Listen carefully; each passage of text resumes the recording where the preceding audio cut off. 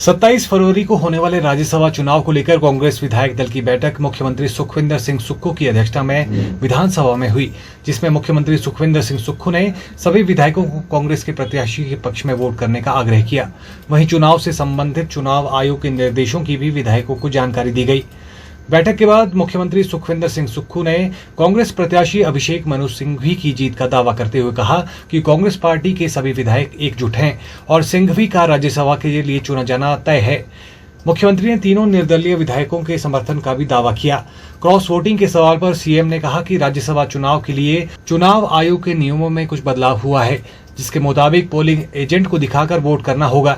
ऐसे में cross voting की कोई संभावना नहीं है। कहना था कि वोट कैसे डालना है, कोई वोट खराब ना करे, उस दृष्टि से हमारे को जो इलेक्शन कमीशन ने गाइडलाइन दी उसके संदर्भ में हमने उनको बता दिया है। पूरे आश्वस्त हैं सर। और आज सारे एमएलए प्लस 3 इंडिपेंडेंट भी उपस्थित थे और राजेंद्र राणा जी ने मुझे कहा कि उनके बेटे के आज आए थे पहले, पर मैं लेट हो गया। मैरिज एनिवर्सरी है उनके बेटे की, इसलिए वहाँ गए हैं। तो सारी कांग्रेस पार्टी एक बैनर की तरह एकजुट है और मैं 3 आज़ाद उम्मीदवारों का भी धन्यवाद करता हूँ जिन्होंने हमारे समर्थन में मनु सिंघवी जी के समर्थन में प्रपोज्ड भी किया है और आश्वासन भी दिया है। तो मेरा ये मानना है कि एक परंपरा जो होती है वोटिंग से पहले, उस परंपरा का आज हमने निर्वाह किया। क्रॉस वोटिंग हो सकती है? नहीं, इस क्रॉस वोटिंग इसमें है नहीं। आपको एक चीज़ बता दूं, क्रॉस वोटिंग है नहीं, क्योंकि जो भी वोट दिखाकर डालना पड़ता है और जो वोट दिखाकर नहीं डालेगा तो उसको हमारा जो ऑथराइजेंट है उन इनवैलिड कर देगा। तो जब इनवैलिड कर देगा तो हाउस कम होता जाएगा, तो क्रॉस वोटिंग की संभावना बहुत कम है। तो उनको पहले उनको बोलना कि 2 साल पहले राज्यसभा का चुनाव का कुछ और था, अब 2 साल बाद जो नियम नए आए हैं जिसमें सुप्रीम कोर्ट की गाइडलाइंस है कि